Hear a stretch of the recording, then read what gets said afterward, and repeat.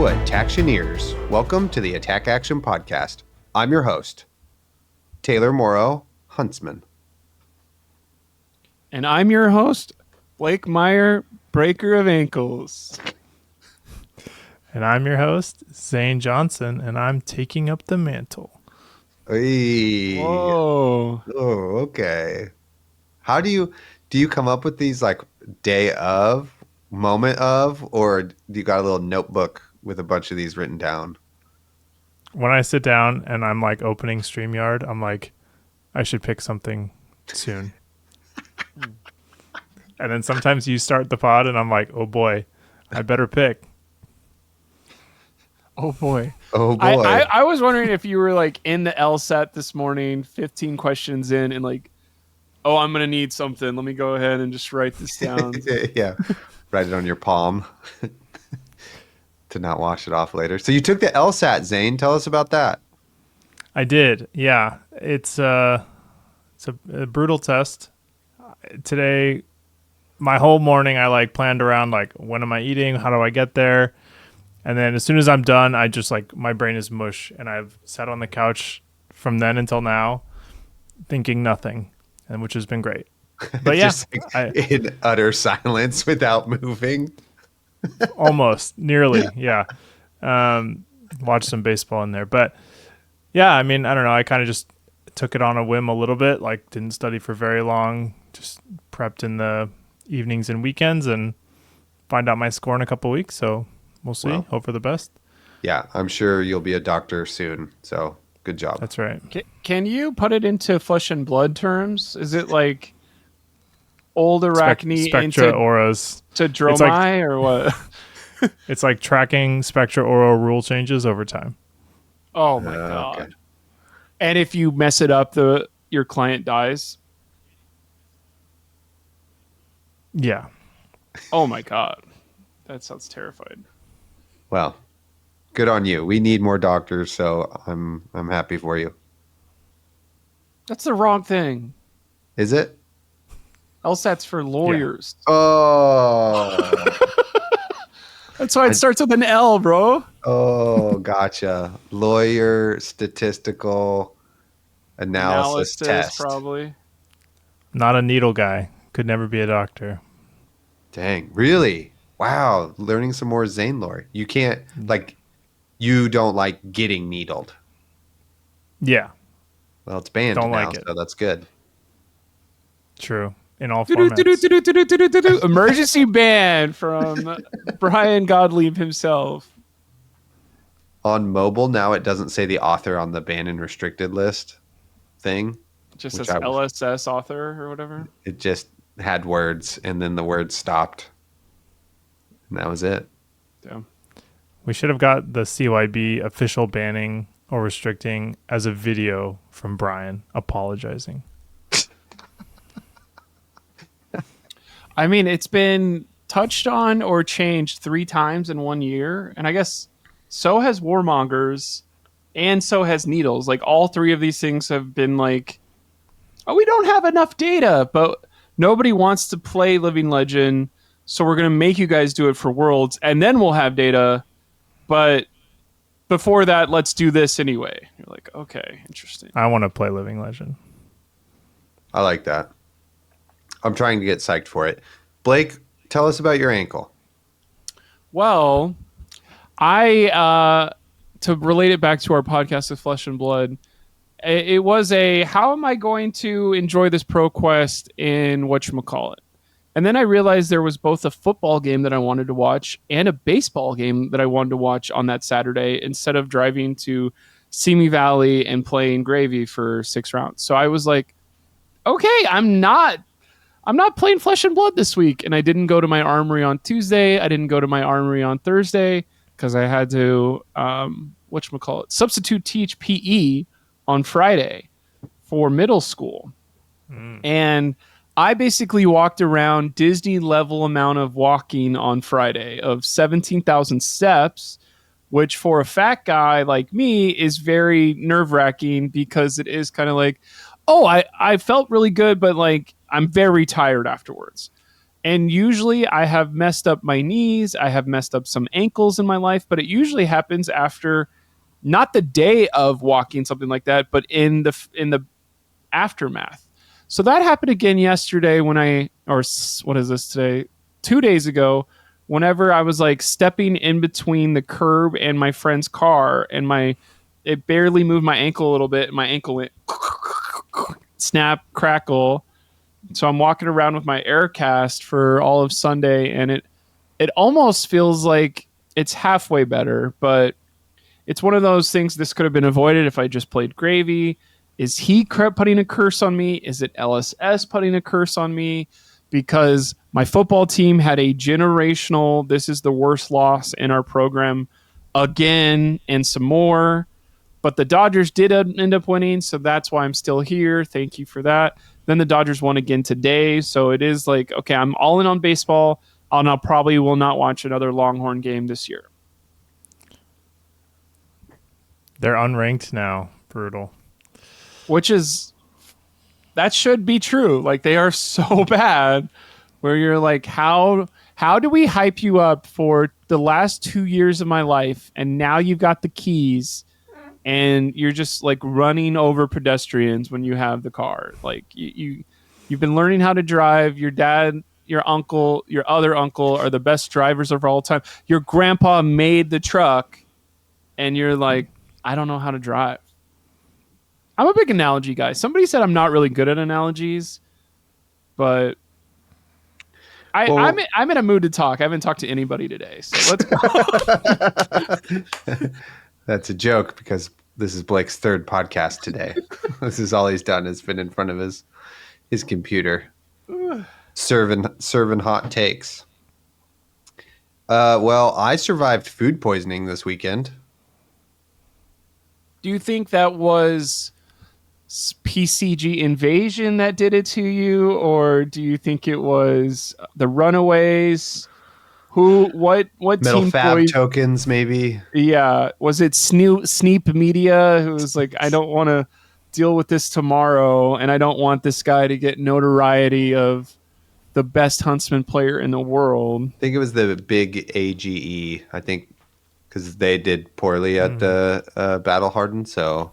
Well, that makes sense, actually. yeah. So I think it was them. How did they do it? Did they say, send in the fish with cream? Yeah, totally. So anyway, we'll get to that story, but that's a little foreshadowing. The appetizer. It was not very good either. Not worth it. So I spent my weekend both with food poisoning and at the Battle Hardened Sonoma. So, and if you don't know, spoilers, I got second place. I'm the runner-up. Whoa. With Arachne Huntsman. What's crazy is I think I know more runner-ups in my friend circles than, like, there's everybody on AGE has a second place in a Battle Hardened, and like that was something where it was like, I was like, please break through, and then it is kind of like, come on, Majin Bay, just let somebody else win in California every once in a while. Nope, that didn't happen. But so we went to Sonoma Con, which is very cute. It's in the Santa Rosa Fairgrounds, so you're like in, Franceschi Hall. You know what I mean? Like how fairgrounds are, where they have just all these different buildings that aren't connected and stuff. Named after like goats that won previously. Yeah, totally. Like it was getting cleaned out or whatever, and it's like an old building. Like in the bathroom, it was not a urinal, it was a trough, Some good Northern California stuff right there. Yeah, some good farmland stuff. And there was a bunch of other stuff going on. Like there was a lot of people in cosplay, which was really awesome because that was happening. People were showing up for miniature stuff. Warhammer, I think, definitely. There There were artists, etc. I didn't get out and explore much because I was just like playing cards. But it was like also really nice to see how much more space the Flesh and Blood tournament had than the Magic one had in the same building. So that was cool. But there was more Magic product and stuff than there was Flesh and Blood stuff. Shout out to Tommy, who helps put on the Golden Gate Battlegrounds. He was cosplaying as KO Berserker Runt, and that was a fucking awesome costume. You know, he's top knot, paint your face green, go to town. You know, he pulled it off like perfectly, which was great. So yeah, me and the other guys, Patrick and Levi, we went and stayed with a friend of the show, Kenny, with some other dudes, and then we friggin' got after it at the Battle Hardened, which was awesome. It was a great time. So questions for your Sonoma Con thought process for if I go next time. Are they putting all the pictures of the cosplay stuff on a different website? Because I didn't see it on Twitter at all. Yeah, I don't know. It was interesting because Carolina and Rachel were there, you know? Like the fab really? cosplayers. Yeah. It was wild. I was like, whoa, cool. And then there was a bunch of cosplay, but it wasn't like all fab specific because there was like some of the Nazgul were there. There were Ghostbusters. We had Batman and Robin. And then there were some Flesh and Blood ones too that were very good. Like, what's the new Gravy blue card that's generic -1? Fearless Confrontation. Fearless Confrontation. Someone was dressed as Fearless Confrontation, which was really good. So They had the bird. I can't remember. It happened very fast. Yeah, on the shoulder. I think so. They certainly had the lamp. Yeah, if you don't have the lamp, then what's the point? One thing that interested me in what you said was there was less Magic people playing, but more Magic product. I feel like that's going to be true for maybe another 5-10 years of like, yes, we're getting more competitive players, but it'd be crazy to me if there was ever a spot where it's like, we actually have 100 Flesh and Blood boxes of the new set and like just 20 Spider-Man things. Like it feels like if there are going to be multiple things, like I don't know if that was eye-opening for anybody at MagicCon Sonoma or the Sonoma Magic part is what I'm trying to say. And they're like paying attention now. I don't know how they would have got to this podcast, but like, is it a, hey, come on over. Like you guys want to play more competitively or have like this is the tournament that had more people, or was there more Magic people at the tournament? And I'm not paying attention correctly.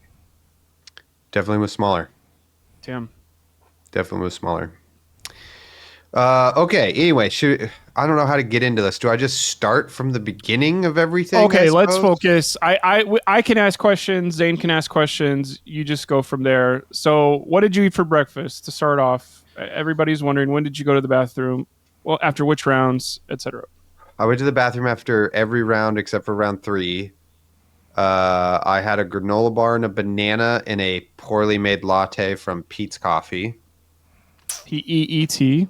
Yeah. And so it was not a great start to the day, but the hype, the psych was there. You know, also thank you to both of you, Blake and Zane. You guys were like very helpful with the deck list and just being people I trust to talk to and to like give me honest feedback and that sort of thing. So thank you very much. I appreciate that. It's yeah, I don't know how to say that without crying. So I'm just gonna leave it at that. I will say, let me not make this about me, but like I am more proud of you than I have said so far of like, this is the last person in the meta, but I have felt strongly about how good this deck feels now, and using your list and testing it out 2 permutations ago, we were like, 67 to 72% of a win rate. And then we're like, let's take out these yellow cards. Let's not play these cards. And then recently, the win rates have been like 85%.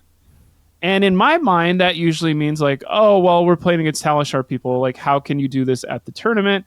There's some clear people we don't want to be playing against because it would be hard matchups. But then whenever you were round 3 and you're 3-0, I'm not like, well, that doesn't sound right. I'm like, of course he is. And then when you're getting more and more deeper into the tournament, I'm like, oh, shit. And then when you've locked in your top 8 spot, I'm like, what a relief. Like, everything is house money. And then you win that top 8 against the Verdants. Like, this is a little bit of spoiler, but we're setting this up of like, I was extremely proud. And then I was like, God damn it! Whenever we're watching the live 1x1 of Patrick going over there, live tweeting, and Levi's like, I'm gonna get DQ'd if I go over there again. And we were like, sit down and get some water. And he's like, I've already had some water. I was like, eat some salt then. I don't fucking know. like figure it out. But it's something where I think this deck is way better. I've always liked this deck a lot. And if this is the doorway to give the confidence for people to play this deck and have this be an actual B tier deck, amazing work. Thank you. Yeah. I appreciate that. It was, I just did my normal thing like I do in the Discord. Like, I give you the round 1, who I played, if I win or lost, and then just kept being W's. And then I like top 8'd, and that was like, it was so sick. Like, I was like, before top 8 happened, I was just so happy, like stoked, not that that's like what I set out to do. Like, everybody was telling me the prize structure of the tournament and like what's at stake. But I was like, oh, really? I didn't know any of that stuff, which is like, I've been working with my therapist to be just like more mindful, and so I just took it like one round at a time. It's like how my mental works the best. And so not knowing all of the stuff is better, like the breakers, the money, the top 2 get a PTI, etc. Like, all of that was good to like just not know and not be distracted by. And the overwhelming like support from the Discord, which shout out to the Discord. Also, get in on the Patreon, $4 a month, less than a freaking cup of coffee these days. From Pete's even. God. And you just get to hang out with like the best people on the internet. Like, everybody is so awesome and is really fun to be around and talk they about the game. They were posting Falcons for you because you're Falcon of the West on what's it called? Talishar? Yeah. And so we were like, go Falcons. There were some Captain Falcons. There's some actual Falcons. And it was fun. That was worked against the Peter Discord was Budenstick. popping off on Saturday. The whole day. It was crazy. It was because I'm like playing, so I had to scroll back through that, and just the amount of different Falcon gifts in a row is just amazing. And especially when Jesse again was like, Falcons in the chat one more time, and then you guys blasted it again. It was just so fun. And I know even Levi and Patrick were having fun with all of that, so thank you, everybody. That was really nice. And everybody in the extended Assassin universe, also appreciate all of your support. That was really sweet. Okay, so now let's look at this from a hater angle. Oh, you only played aggro decks the whole time, right? Because you started off with a Fang, and then you played a Syndra in your first 2. That was your first 2 games. Yeah. So let's break it off of your first 2 hours are against Draconic Heroes from Hunted. Yeah, and we won. We got there. So the Fang was a little. I mean, okay, so like Arachne Huntsman is like very good now, I would say. I would not say they're like S tier, but I would say it's very good. Like, it has a real identity. It's a real threat now. And like over the course of the day, it's like very clear the deck has like many angles because I beat a bunch of different stuff and a bunch of different strategies people had, whether it's like run a clean 60 with D-Reacts, without D-Reacts, fat deck, etc. Like try to high roll the best I can, and I got through all of that stuff basically. So like Fang's a little tricky, but not too bad because you have plenty of D-Reacts and like you can take care of, their card. Like Hunted, HOH, is this like such a freaking good card. It gives you so much stuff. And I talk about this in the deck tech a little bit or quite a bit, is just not only does it take it's going to take 3 cards, if it's early enough in the game. Getting 4 is a bit more rare depending on the deck, but it's going to take 3. But the big thing is you get to know what's in their hand, arsenal, and their deck. So for Huntsman, that's huge because I'm always playing like 2 turns ahead. Like if I arsenal this card, what does it mean? Blah, blah, blah. My next hand could be this because I know the top card of their deck. If it stays there, I know it's in their hand. What does that mean for their hand, etc. Stuff like that. And getting to have all of that information, know exactly how many D-Reacts they brought in is like huge. Do they have Reckless Swing, right? Do they have Pummel? All of that stuff you just get to know as soon as your first HOH goes off. And that is so freaking useful. I like don't know how to quantify that more than just like how freaking absolutely there's useful no that is. other effect in the game that lets you look at your opponent's entire deck like that. Yeah.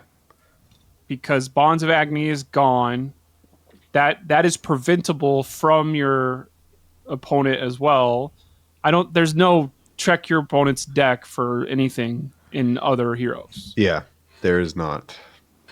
So that takes away, like, I think at an armory level, that's kind of cute. You're trying out this random stuff. But at a pro level, instead of putting any kind of like, I need to pay attention, if you take the 2 minutes to go look at all 60 of their cards, I don't think you're going to get called for time. But it's like, okay, cool.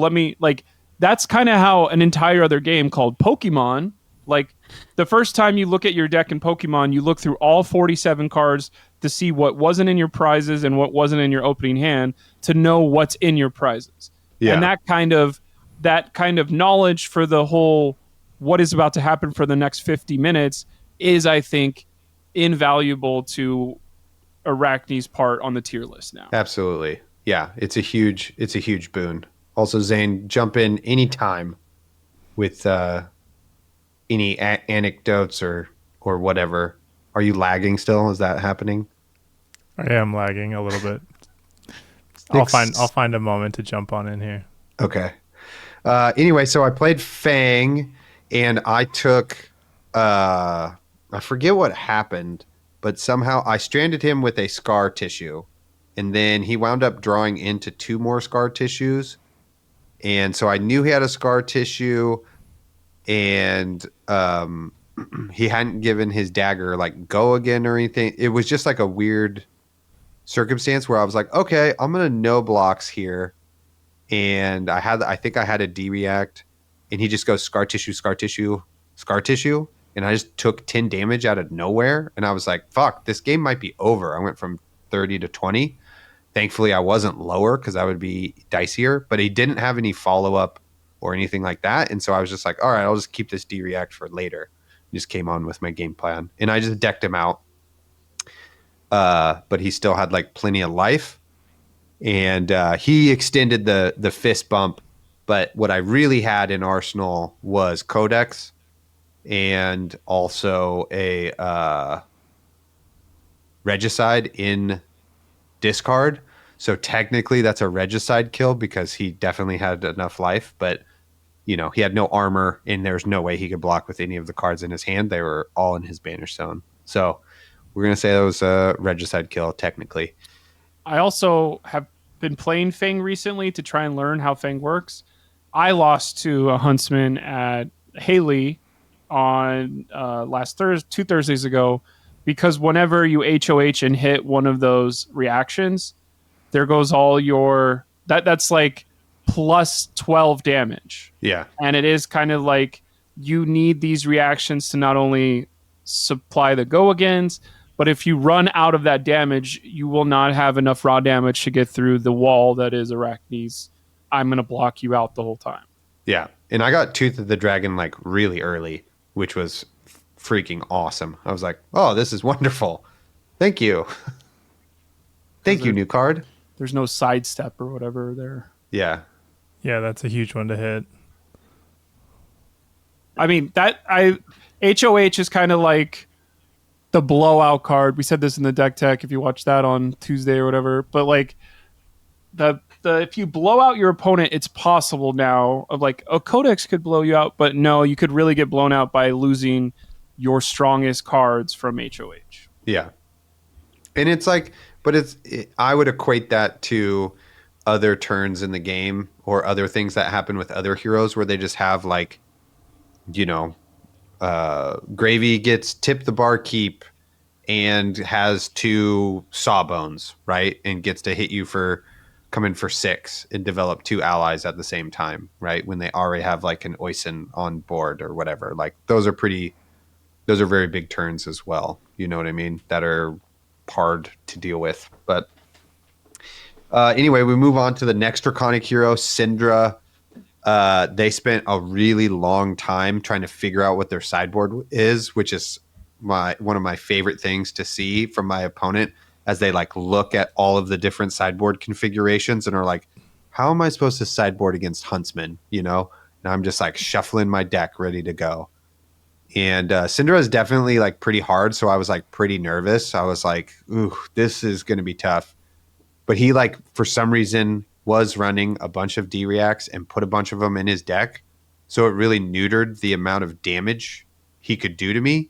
So I just fatigued him also, And it's not like I'm spending 55 minutes to do this. Like the cards go fast. Like go watch the deck tech, but like every card in the deck banishes cards or strips cards somehow, Like the deck is really tuned to be able to just get rid of friggin' cards and they go quick. You're either blocking or they're coming off the top. You decide, but every offensive option Arachne has is getting cards from your opponent.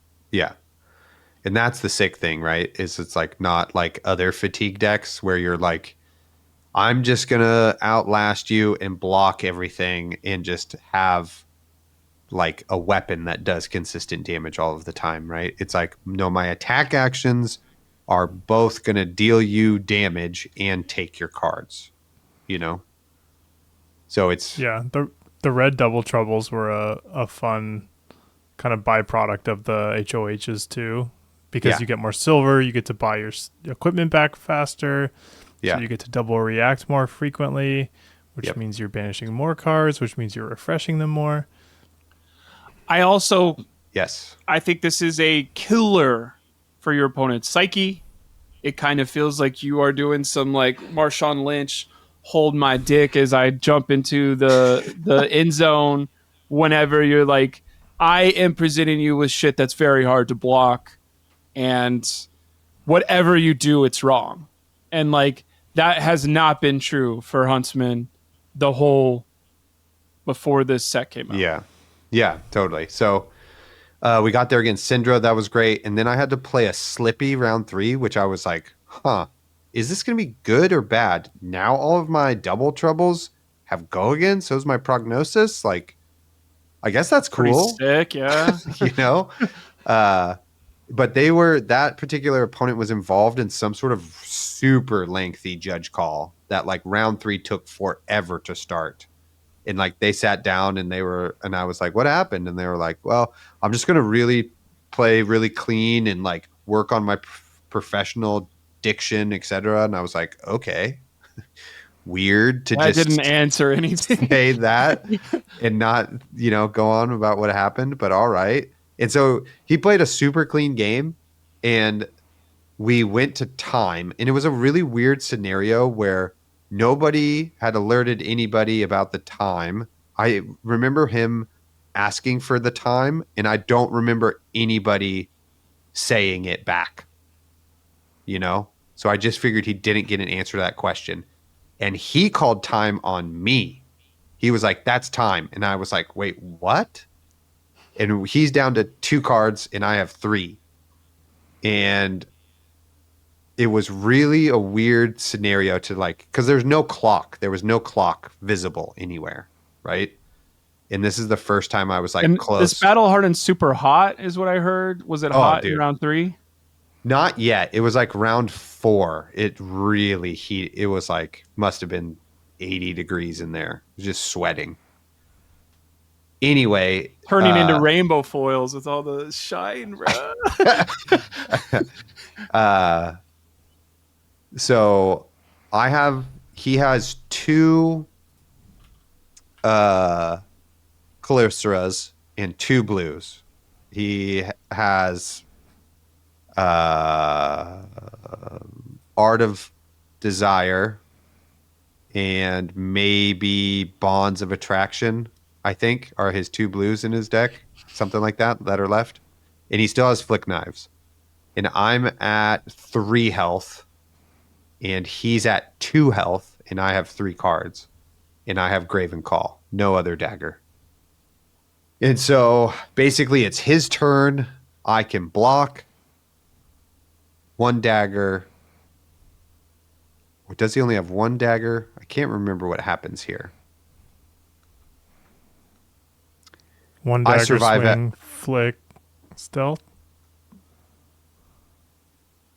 I think he held his card. Can't remember.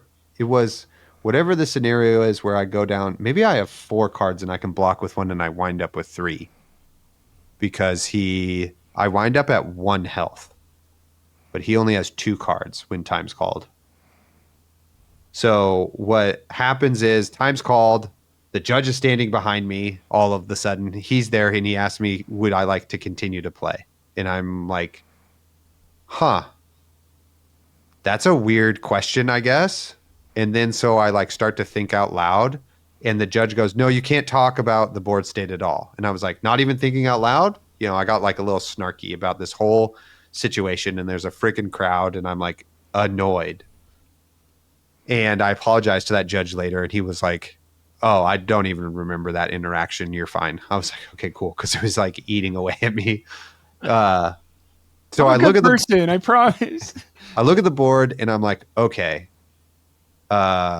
he cannot win because he's going to have to block with a card, and he's going to be left with 1 card, and he can attack, or I'm going to attack him, and he's going to die basically, like after 2 turns, because the only thing he's going to be able to do is, because I have 3 cards. So dagger, so he has to give me a whole card. I can't remember it. What it boils down to is that he can't block with his Flick Knives. He has to give me the cards he has left, because Graven Call has piercing. So he can't hold a card, right? So he has to give me the card on the dagger. And the attack as well. So he has to get rid of Flick Knives or something like that. And then I can just block. If he wants to hold a card, I can just block with my extra card I have, right? So if he wants to attack and then draw his card, and then I can kill him with Graven Call, because he has to then block with it, because he can't block with Flick Knives. Does that make sense? Yes. Okay. I don't know why I'm having a hard time with you were up by 1 card in the fatigue. Yeah, basically. And so I have it, right? I just need 2 turns. And so he asked me again, do you want to continue to play? And I go, yes. And I feel like I should have said, like, do you want to continue to play? You know, like, have you looked at this board state? Did you just do what I did, where you thought this out and figured out where your out was? Because there isn't one. And I clearly have this 100%. There's no way you can win. And so I attack. He gives me all of the stuff. And then it's like, that's it. You know, he does his one attack. He flicks his dagger at me. I go to 1 and I block. And then that's it. And we draw. And I turn to the judge and I go, okay, I guess it's a draw, you know? And I tried to talk to him afterwards to see if he like knew, you know? And he was very weird about it. Or I'm not trying to be insulting, but he was very worried about our conversation based upon his like last experience. And he was like, well, we can't talk about it unless there's a judge here. I was like, the game is over. Like, you saw me literally say to the judge, it's a draw. That's it, you know? And he walked away. And already clicked my phone. Yeah. The next round is paired, you know? And so I kind of was trying to talk to him as I was cleaning up, you know? He's like, well, I have flick knives and stuff. I was like, okay, you didn't do it. You didn't think you're talking to the best huntsman in the freaking world, bud. You never had a shot. And so I got a draw. I got a draw, and I was like, kind of annoyed because, you know, and then I like cooled down. You got to work that. for it the rest of the day. Yeah. I'm like, what does this do? I don't know. I'll just play this next game, you know? And I cooled down afterwards because it's like, that's his choice, right? Is whether or not he wanted to think about what type of position he was in and if he actually could win the game or whatever. Like, that's his choice. He didn't want to lose the game. He would have rather just drawn, right? And maybe he thought he was going to win. Born losers, but he chose to be a loser that didn't follow the rules. He didn't talk to me, so I don't know what he was actually thinking. Like, maybe he thought he was going to win. I don't know, but it was not possible for that to happen. Then I played round 4, so I got a draw, and I'm like, okay. And then I played KO, and this KO is high rolling the ever loving shit out of me. Like, they're playing 2 blood rushes in a turn. They're playing Song of Sinew back to back, like on the same turn, two Song of Sinews. They're both in hand. I'm just getting fucking shadracked. Like, attacks are coming in for 16, and I'm just like, fuck, I'm dying. And I was like, man, this sucks. And so it gets to a point where I claw my fucking little butt back into this game, and he's at 7 health, and I'm at 1, and I'm like, oh God, the only out here is for him to miss block. Hopefully that happens, or he gives me his whole hand, and I can hopefully try to survive in this next round. So I present Double Trouble blue, and I have 2 cards in hand. I think one is a D-React, and one is just a Nick, and I still have flick knives and a dagger. So I'm like, okay, if he goes no blocks here and thinks this is like a bluff or doesn't, you know, I only run 2 Justinics, so it's very possible he missed the first one because I blocked with it instead of cast it. So he doesn't really know. And I'm like, this is my out. And so he just blocks with Tunic, and I go, okay, flick knife, and here is Justinic, and there's 8 damage. And he just died, and he was like, fuck, I had a card that blocked in hand too. And you greedy fool. He was super awesome though. He played all 3 blood rushes, and I was like, oh, thank God they're all gone. And he's like, well, except for the playmat, we're gonna rip that one out at one point. And he had the blood rush playmat in Japanese, and I was like, oh fuck. Wow. But yeah, so got really fortunate there. Paired into another KO. And I was like, okay, here we go.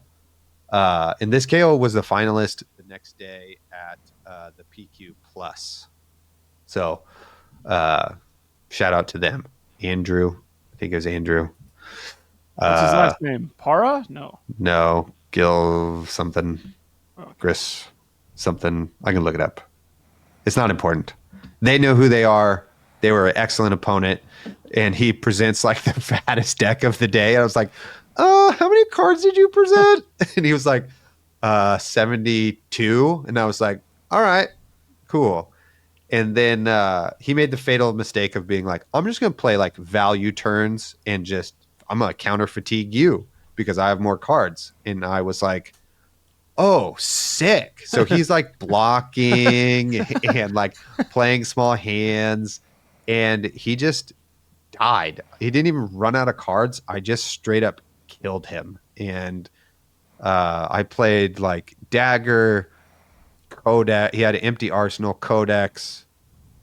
Or he didn't block something. Maybe it was a double trouble, and then black text into Codex, and then it's like CNC, and he just only had one card that blocked, and he was dead. You know? That's one thing whenever you're playing this deck and they block the Graven Call for 2 with a 3 block because they have an extra card in their hand or whatever to do that, you're like, oh, buddy, you don't know how this works. Yeah, totally. You're like sick. Like, okay, I got to do this for the next 38 minutes, but 45 minutes from now, I'm going to be telling my friends, like, oh, I knew way back when there was no shot that I was losing to this KO. I think it was actually, yeah, totally. You know, it was, I think, cut the chase on a, I don't know. I can't remember now. I just survived food poisoning at this point. Anyway, I killed him. It was a Codex turn. He had no cards. It was awesome. Then round 6 was Vincent, which I was like, well, this is fucking spooky as hell. And I had that means they're a good Vincent player, right? It's they probably felt the same way though. You know, like yeah.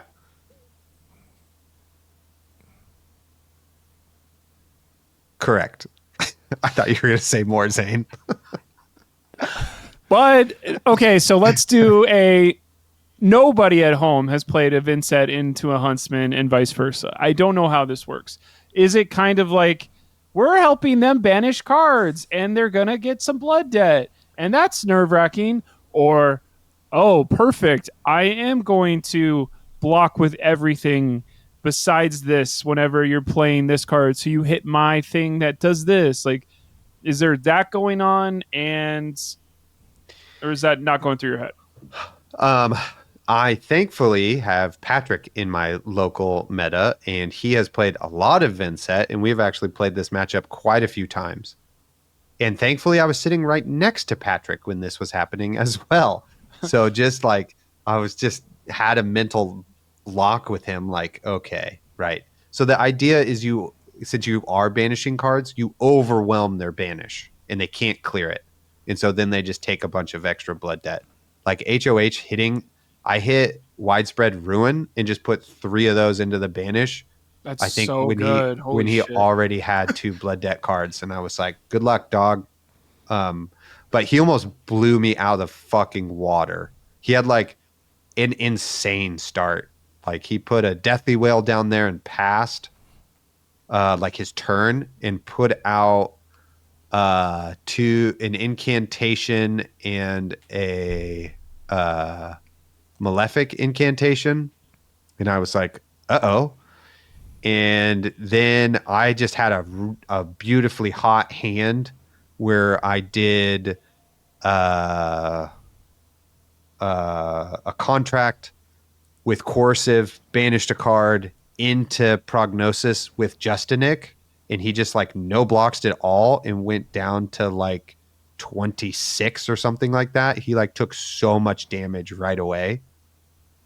And so, which is terrifying against Vincent because they clearly have a plan. Yeah, totally. And he wound up with a all red hand. I forget how I saw it. Maybe I saw it with Prognosis. Yeah, but before that, it might have been Cut to the Chase that I had lined up or something like that. I don't know. I'm not really sure at this point. But so I took the blue from his hand, and he was left with 3 red non-attacks, and they were very good. And then Just a Nick happens and on Prognosis, and I'm like, okay, I got to order these triggers. So I go, let's just do Just a Nick first. Banishes a red. I'm like, okay, sick. And then Prognosis happens and it banishes a yellow, and I can't take a card from his hand. And I'm like, uh-oh. No. Maybe I lose off of this 50-50 chance here. And he like blasts me for so much fucking damage. I was like, the game was like even all of the sudden. And he still had all of these like rune chant generators up. And I'm sitting there going, well, these are like almost all of these copies he plays in the next couple of turns. He's like, doesn't have this ability later. So I just need to freaking survive and like hopefully chip him. And then the game got manageable. I got enough blood debt in his banish. And he started just taking like 2 blood debt every turn, you know? And then he just was too low. And I killed him. Like he extended the fist or whatever, you know. And I feel a little bad about this, but I talked with Kenny after maybe round 2 or whatever, because the opponents we were playing were like a little loose with their like board state and stuff. Like one opponent like looked at the card after I said bottom after an Arachne, like he just looked at it and put it on the bottom of his deck, and I was like, dude, you like need to not look at your cards, you know. So I was like, if anything is shaky from here on out, we're freaking saying something, you know? And so he just kind of had like a messy board state and like didn't tick up creepers and like tick tunic, or like activated tunic, put it back. It just was like all of this like non-clean play, forgetting about, is this rune chant here or not stuff that I'm like, dude, if this is round 6 and we're at table 9, like you need to be playing cleaner, you know? So I was like, you need to remember your triggers. And I said it like authoritatively to him, and he was like, oh yeah. And I wonder if I tilted him a little bit because of that. I'm unsure, but I felt a little bad, but homie's got to get it together like a little bit, you know? That wasn't in the deck tech. Like on turn 7, your opponent will be a little bit on edge. Make sure to goad them into screwing up by going, have you ever played this game before? Yeah, basically. I like pointed at creepers like partway through my turn, and I'm like, that has 2 counters on it, you know? And he was like, oh yeah. Thank you. I'm like, dude, remember your triggers. And then round 7, I pair into Peter at table 1, Peter Boonsek on Syndra, and he just scoops to me because he's like, it's cool, it doesn't matter. It'll like maybe help these other homies get in if I have a loss potentially. So it was cool. Then we played just a friendly game, and which was very fortunate for me because I got to see what Peter sided in because of HOH. And he got to get a little look at my deck, etc. And he like, I kind of threw the game early. Like I didn't, you know, because I was like, I'm pretty sure he's here and has thought like, oh wait, I should maybe figure out what this deck is doing for top 8. So he wanted to play, and I was like, absolutely, you know. And so towards the end of the game, where I was just like gonna kind of lose it, I'm pretty sure I just like blocked and sent Regicide, right? And it was so fun to watch him like grab his banish zone and fan it as fast as possible in front of himself. Like, oh shit, you know, like, are these cards in my hand? Flipping through his hand, looking at his, you know, looking through my graveyard, like, you know, put a little fear of God into him. And then he just like had the cards to block for sure. Like there was no way I was going to win. And so I died. But so I got to know some stuff, you know. We talked about the game, and he talked about like, whoa, yeah, your cards are going out of here fast. I'm like, uh-huh. So anyway, then I'm the 5th seed for top 8, which was freaking awesome. And so then I get to play Austin from Metal Fab. And last time I played him was at the San Francisco PQ Plus on Arachne, and he was on KO, and he high rolled the ever loving shit out of me. He played Cast Bones like almost back to back, and like CNC came in for 12 with Go Again like 3 times, and it was fucking awful. And there was like no chance. And he had been saying all tournament, like, I don't want to play you. I don't want to play you.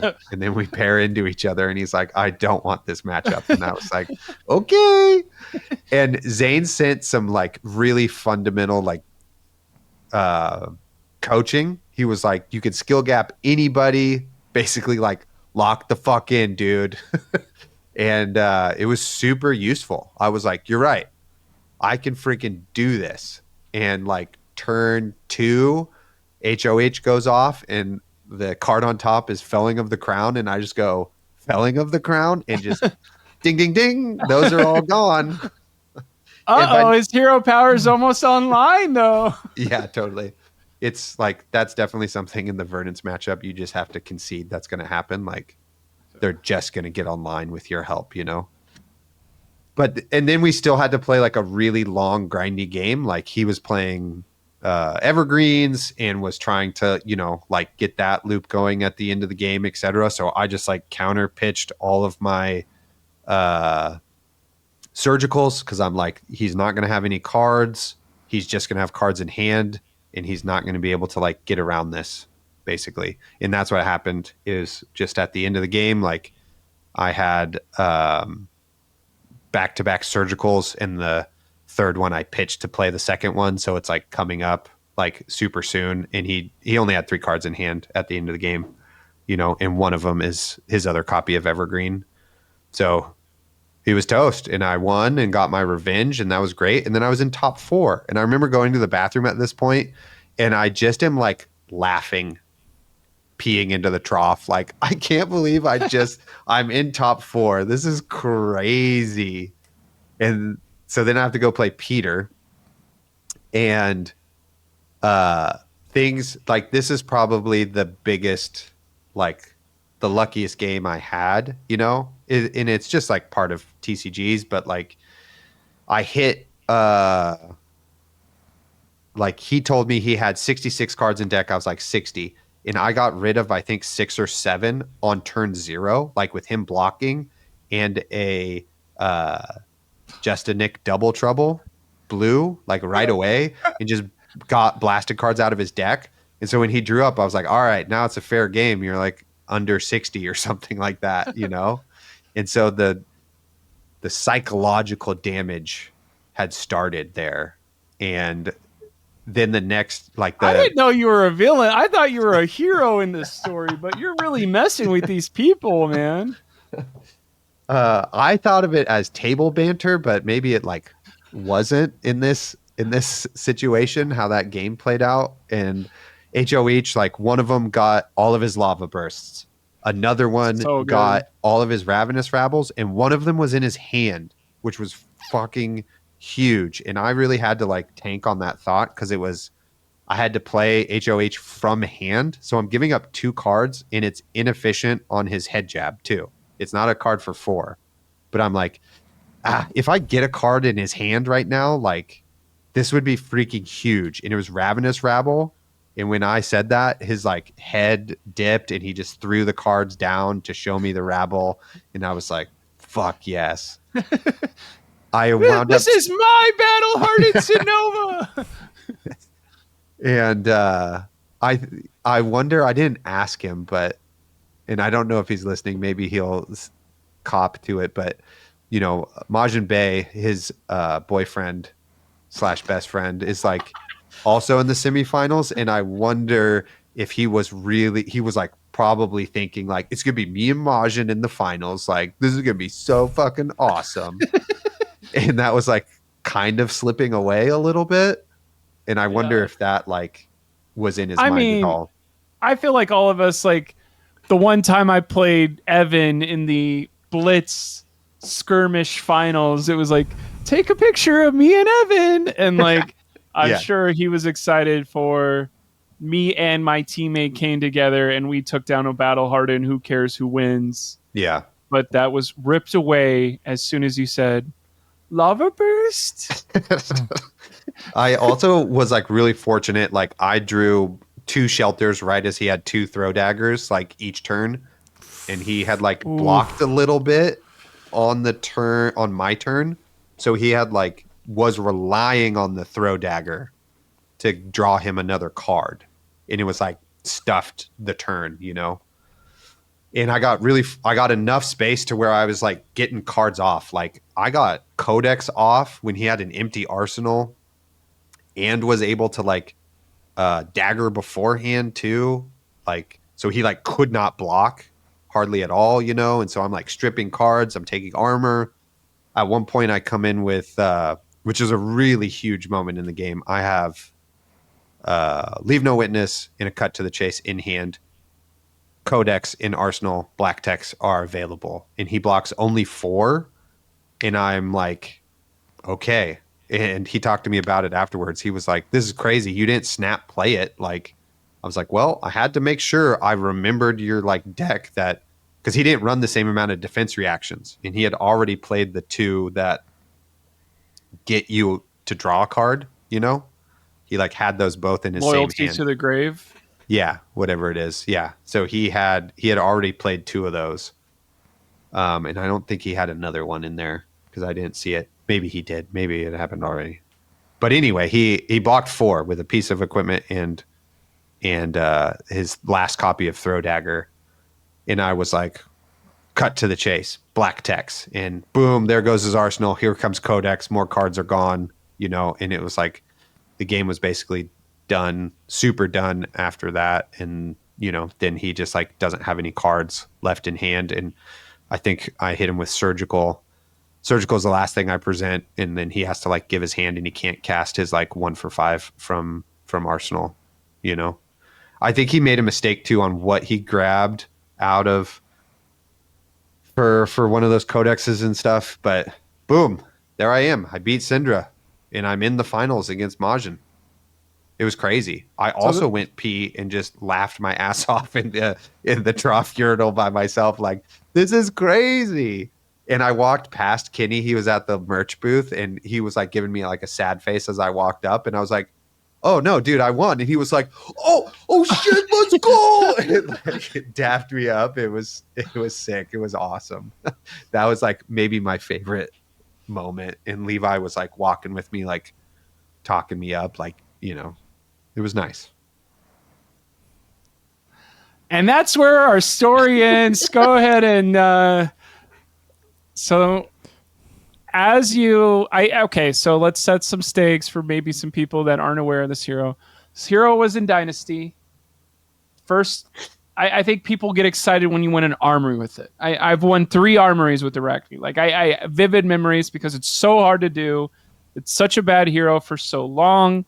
We have some people that we follow on Twitter that there's some, I can't remember his name, but I interact with him all the time. I think he won a Pro Quest, or thought about getting close to winning a Pro Quest. He topped 8. Everyone was so excited about it, of like, this hero does not cross into championship rounds very often. I don't think ever at a Battle Hardened. So you getting to top 8 at a Battle Hardened could be one of the only maybe 2 times this has ever happened. I don't think they won the playoff round. So you getting to top 4 is probably 2 steps for Mankind, but a million for Arachne. And now you're in the finals. This is the farthest an Arachne has ever made it, ever. Yeah. And you're playing against a different the way. national champion. It might be the first PTI ever earned on Arachne. Oh, easy. Ooh, I like Arachne that. has 13 living legend points.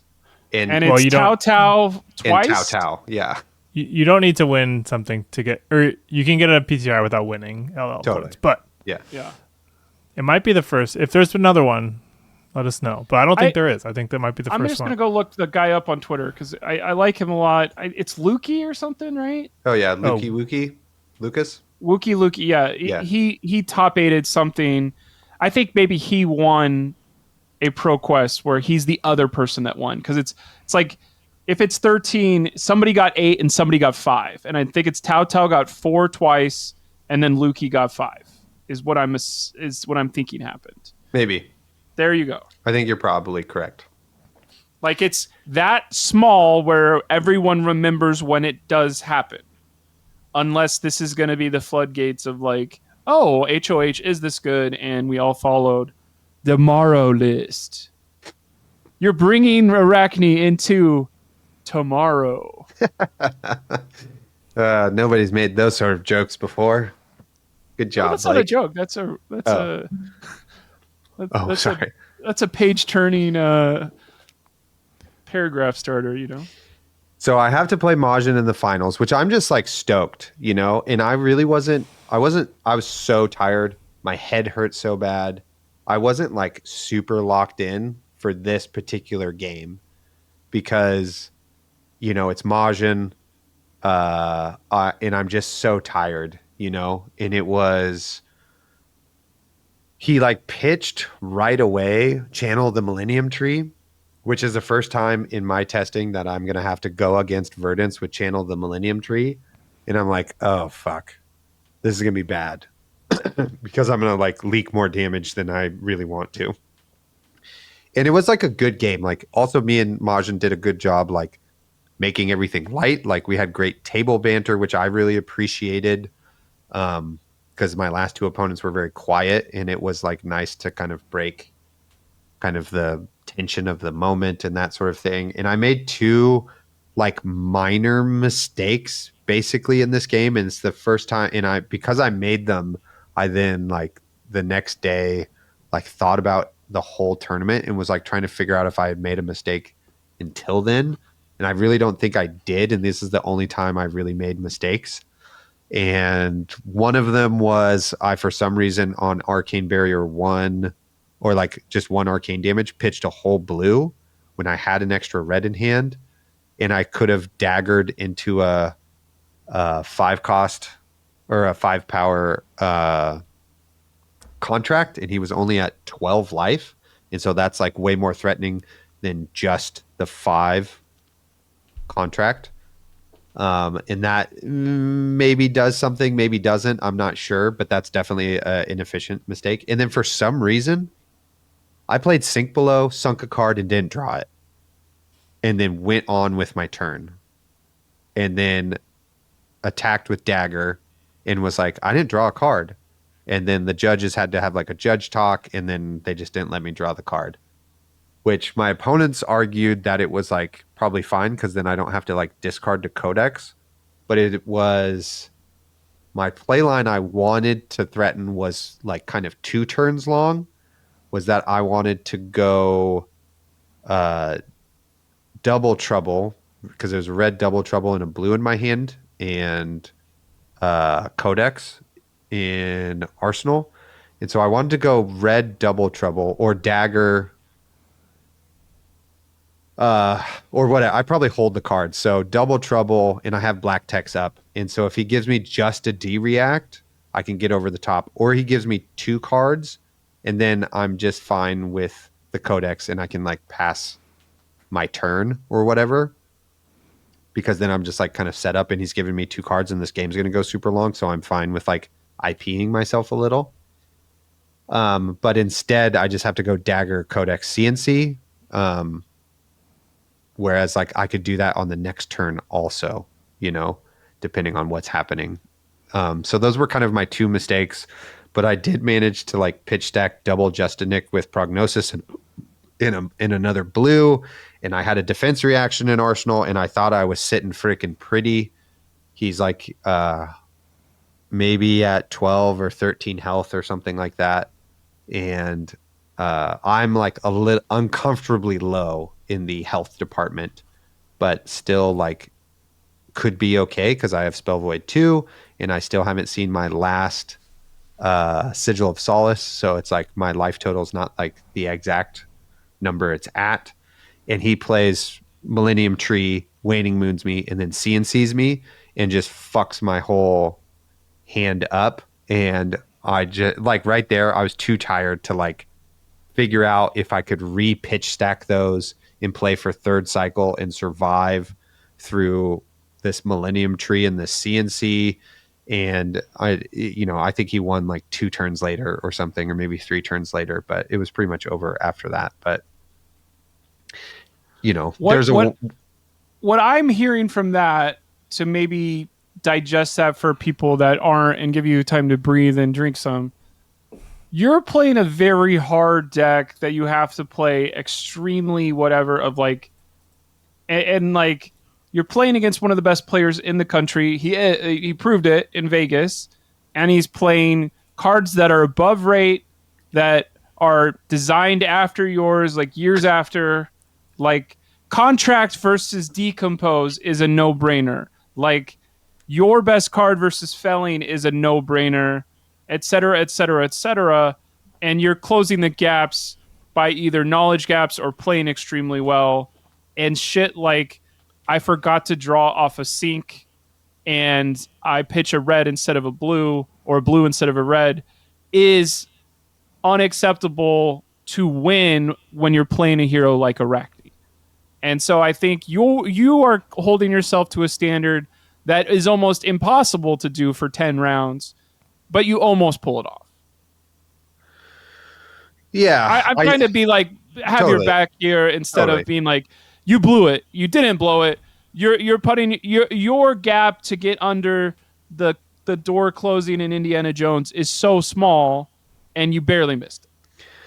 Yeah, and I think that's kind of the takeaway there for sure, is to not like discount how good, absolutely good Majin is as a player, and how skill testing that matchup against that particular opponent is, and all of that. But there is like a tiny bit of variance that like is so razor thin there that can flip that game. Like a couple of times I have HOH in hand and there's just too much. There's no attacks. It's just arcane damage. And that has to be my pitch. So I only get one of those off in that game, not 2 or 3, and they're in my deck for later.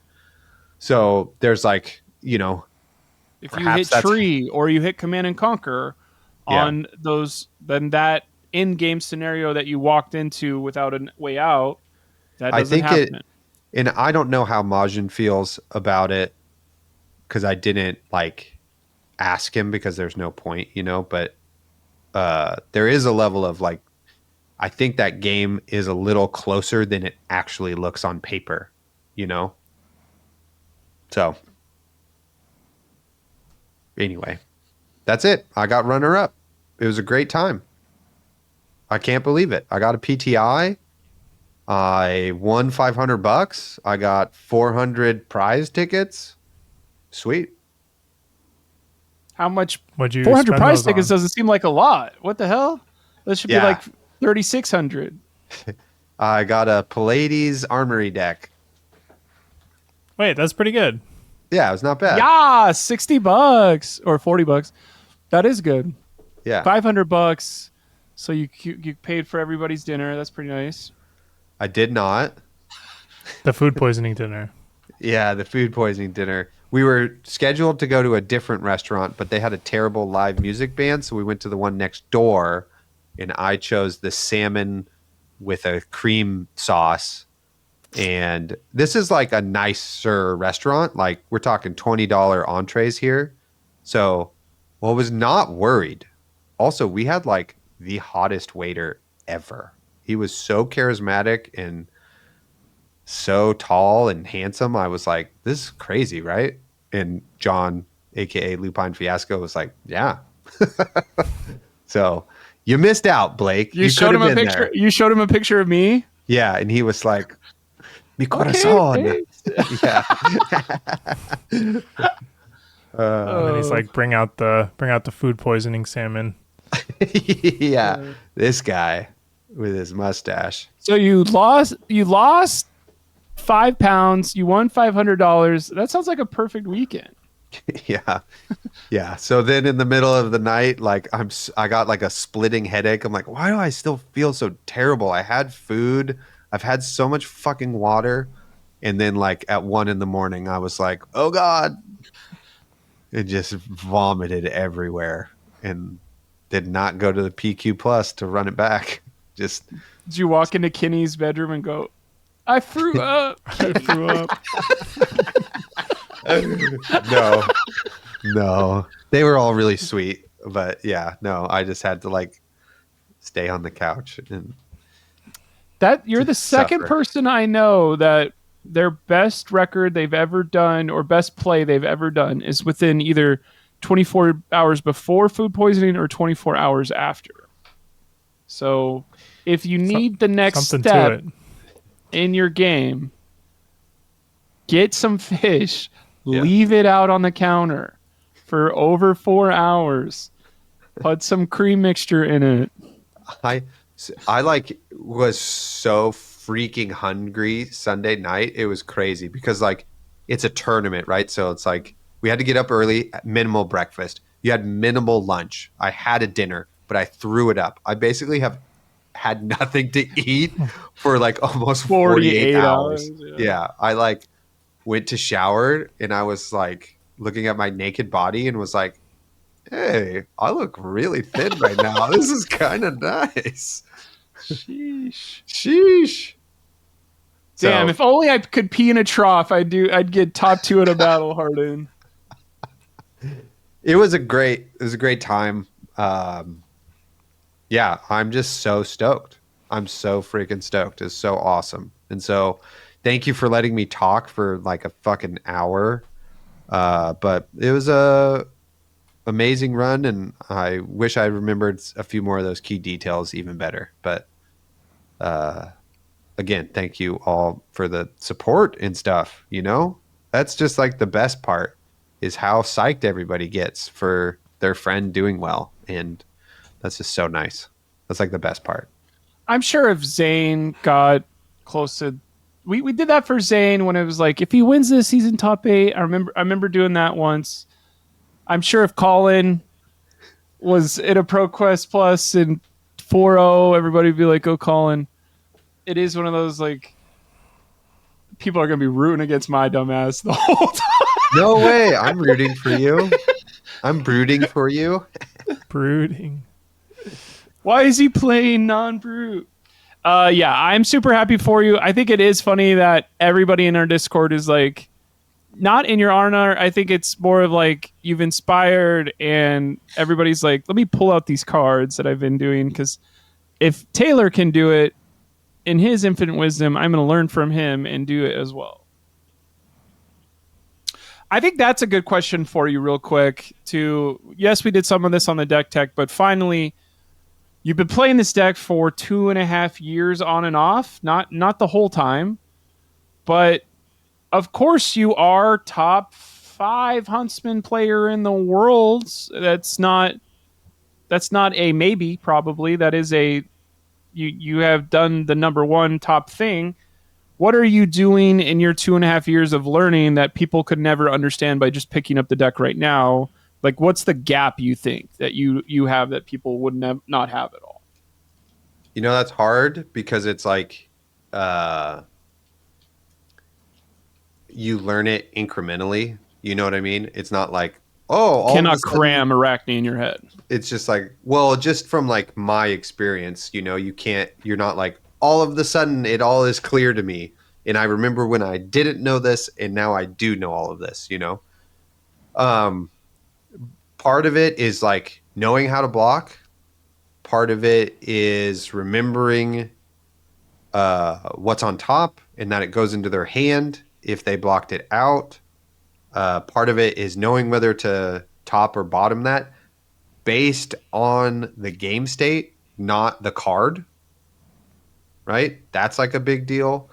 And then reading how your opponent is playing you, right? Like, are they wanting to stop every contract? Cool. Then you can play into that, right? You probably don't need to. You could save defense or attack reactions, right? If they're super willing to like overblock, or if they're like not gonna block, then you also don't need your attack reactions, but you can also get in like big chunks of damage with your reactions as well and potentially play a bigger hand, right? Like if the game state allows you to, you know, not have like a huge life disparity after holding a bit more cards than you normally do, and you know they A, don't have any defense reactions, and B, aren't going to block this out, then all of a sudden you can go cut to the chase black text and then play another contract, right? and then all of a sudden have like a 12, 13 damage turn out of nowhere, you know? Yeah, the biggest thing is like you just need to play the deck and get through the learning curves. It is not head jab, 3, 3, 4, 1, 5. It's not just like sequencing out cards. It's thinking about the big strategy of the game and reacting to your opponent and how they're going to play and trying to weasel your way out of a loss, I guess. Does that make sense? I feel like it's really hard to explain it because it's not just pure math. But some of the things you are thinking about are, if this card attacks, do they give me 2 cards, right? And like that adding up over the course of the game too. That sort of thing. I am agreeing with you. I think it is kind of like the Phil Jackson versus LeBron. If LeBron was a coach, he'd just be like, go do what I do. But it's like Phil Jackson can't just go physically do that. So I am more of a Phil Jackson thought process of I can't be as good as you are. It seems like you are extremely patient with this deck. That is the number one thing. You are not overextending before your opponent overextends. As soon as your opponent overextends, you can punish them harder than ever now. You have to keep your opponent honest of, does a double trouble block 9, send a red double trouble. Used to it'd be like, who cares about this? I'll block 3. You can't do that against this hero because then you lose that card and you lose 2 other cards because I have full silver to buy this stuff back. Graven Call is coming in for numbers that have never existed 2 years ago. That's something where now instead of 40 dagger hits, it's 20 dagger hits. Like all of this incremental stuff has been given to maybe a brand new player that wants to pick up Arachne Huntsman and try them out and push them to their limits. So with your deck list and like listening to you talk about this, I think it's a dream deck for people that like Mill, and it's a dream deck for people that like the weird game plan things, because no matter what you're doing as Huntsman, you're working towards a life total, a deck total, or the incremental value is better in my deck than pretty much even, would you say, even that Ira value deck? Like if you played against a value Ira, when they hit you, you're not losing any cards from deck. When you hit them, they're screwed. Yeah, I would assume Ira is a bad matchup, though.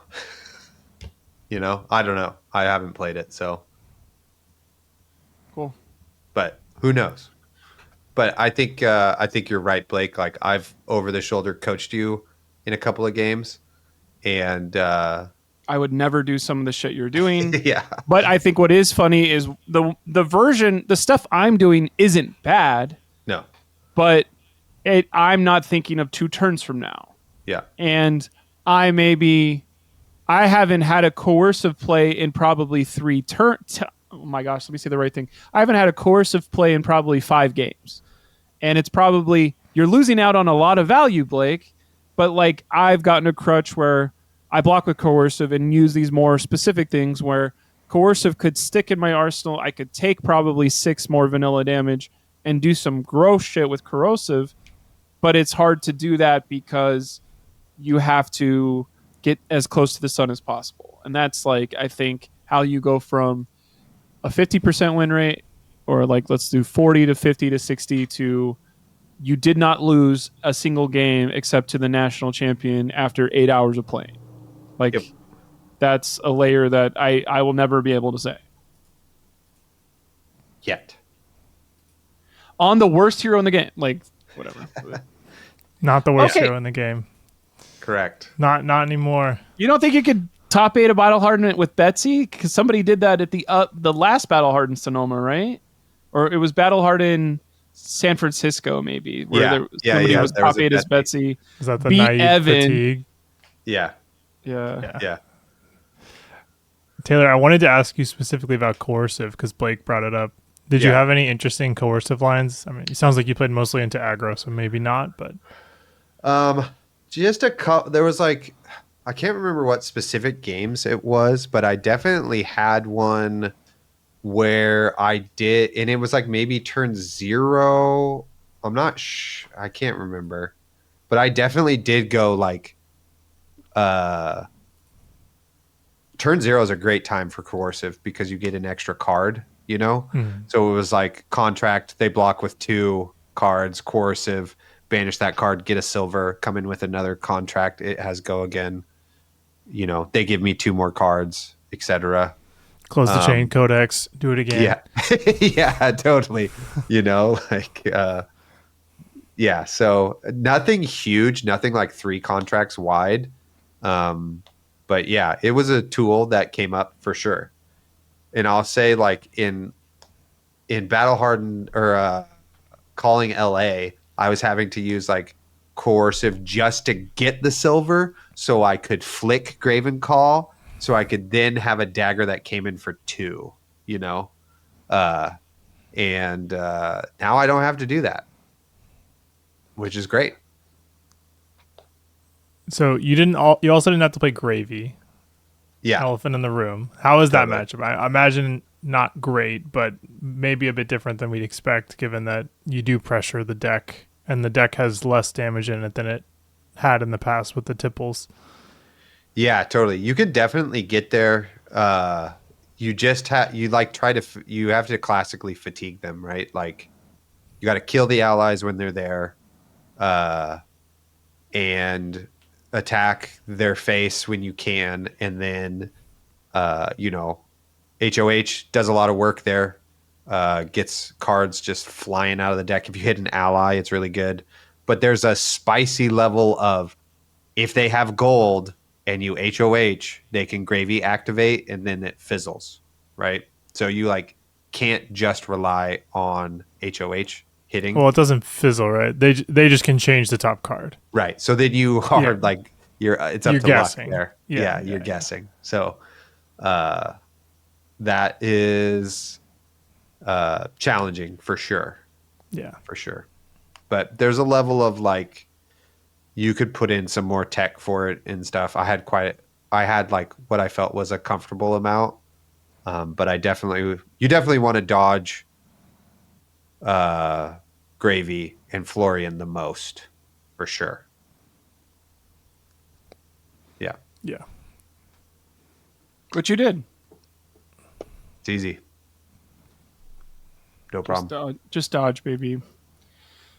Okay, well, is there anything you want to complain about now that you have the full attention of everybody that's tuned in to Storytime? I would like to not be talking for a little bit and have somebody else talk, really. But appreciate you both. You guys were instrumental, again, in helping. So thank you for your friendship and your teammanship. I'll write that on my resume and see if it gets me anything teaching-wise of... You just don't understand, right? It's against all odds, basically. Yeah, I explained it all this whole thing twice to my partner, and she got it because I was like excited, but I was like, you know, this is historic, and she's like, for you? I'm like, no, like all time in the game. How many times did you show your tattoo in the process of telling the story? Just 0. now? No, when you're selling how important it was. Oh, like 0. I did it for them. She knows. I made sure I was flashing the Arachne fist tattoo in the top 8 picture, which who knows where that went, you know? But now that I have Marvel codexes on the forearm, I can Arachne check, and then you look at Arachne as I'm holding your card, and then when I play codex, I can show you the inside of my forearm. is the joke we came up with. So if I only have this was also a pretty good joke, and it's going to get done on Wednesday, but I only have Frailty and Inertia Marvel Codex art, and if I had Blood Rot added, that would have given me the extra power level to overcome Majin, and I would have won the whole thing. So unlucky that my tattoo appointment is after the Battle Hardened. But Are now you getting the Blood Rot added? Yeah, Oh, on Wednesday. Nice. The creepy little guy part of it? You mean the large goat demon that's in a pentagram offering? Yes. Mm-hmm. The creepy little guy. Yeah. There's a couple pieces. There's like the bowl. Yeah, claw. yeah, that's all going to be in there. Yeah. It's going to be sick. Sweet. It'll be on BlueSky when it's done on Wednesday. Before this podcast comes out. Reprints, all right. What about these reprints in Super Slam? Are they a super sham or are they super great? What's another one? Are they super? Yeah, there you go. Workshop it right now. Yeah. Super bam to the wallet. I think the reprints. Wow. I wish this was happening in other sets instead of the Guardian and Brute one, but wow. I should have sold my Flick Knives 3 months ago. I could have made $130, and now Flick Knives is how much? Let me do this live for everybody. What's the other one? The New Horizon? Yeah. That's $10. How long has that not been $10? That's probably there's been some Riptide builds that I've never tried because I could not afford another piece of equipment. Let me get the real check for you right now. New Horizon Flesh and Blood. I opened one case of the new set, and I opened 2 New Horizon, which, again, reprints were very successful, but that felt bad. Well, now they're $21, so they went back up. Great. Wow. Dang, I should have bought at 10. Flick Knives. Let's go look at that reprint. Those are $20. The old Flick Knives used to be $130 for Syndra Time. The old Flick Knives are now $34. That's crazy. Wow. Rainbow One. Felling of the Crown used to be $60 each. Now the new Super Slam ones are $8.50. Are we loving this? Is this a good thing? Of course. Or is it? Well, how do you feel as a collector / player? Same. I love reprints. However, they should change the art whenever they reprint a card, is my opinion. And they did for the legendaries, I guess. My internet cut out. I did not hear what you said. They did change for the legendaries, but not the other ones, so I should not have said half of it. Well, great. I didn't even hear it. So, I guess what I'm saying is like what they did with New Horizon and Flick Knives makes a lot of sense and is great. Warmongers, sure. Kind of weird that it's legendary, but I get it. The Felling and Plows are great, but I think it would have been like fun to just print them in a different art, you know? Like let the two be distinct from one another. This is again a nitpick. I don't super care that much. I'm glad those cards were reprinted. But yeah, I think it's fun when they do it in new arts that let the old ones be the originals. Yeah, I agree. Zane, totally. So, if you're trying to look at your current things, what do you think is coming down the reprint list in the future? Is it something like, oh crap, sell your Spellbound Creepers now because if you want the full value of $120, or don't buy these things because they're maybe getting reprinted soon. I feel like we haven't had an E-Strike reprint, which is kind of interesting for all the other ones. Shelter reprint, is that something? Well, we wouldn't reprint it within a year, and a year would be the next set. That's the one that needs to happen, though. Like, I think that should be the next one. That one, and honestly, just bring back CNC again. Like, yeah, like reprinting CNC as like a Marvel and also giving it an extended art or a Fable, excuse me, and making it also an extended art is also like not helpful. I think anyway. I mean, it did add more to the supply. Like, yeah, I hear what you're saying. It wasn't like the goal of adding to the supply. Like the non-foiled normal hunted one probably should have been more common, and then the fancy one should have, was done well, or it was like rare. But then the non-foil, non-extended art should have been more common, so it like achieved the goal of the reprint. Yeah. Better. Yeah, this is a hard question for me to answer because I am so singular or narrow in my class choices, so I'm not sure what is hard to get and what isn't hard to get right now. You know what I mean? I mean, like the card of the like literally of the day or whatever of the week is Balance of Justice. Kind of has gone crazy. Yeah.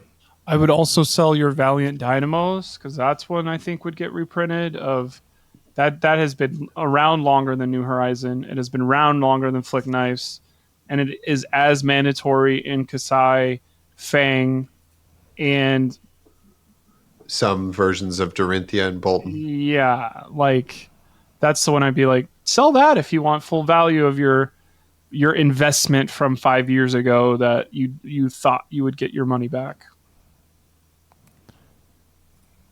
Yeah, it's hard to spec on stuff like that. Like I don't know. I don't know if I would feel good recommending anyone sell any legendary because it might be reprinted. Like it might, but it also might not, and then you might just be down dynamos. Fair. Yeah, And I mean, I love the reprints. I think that's super great.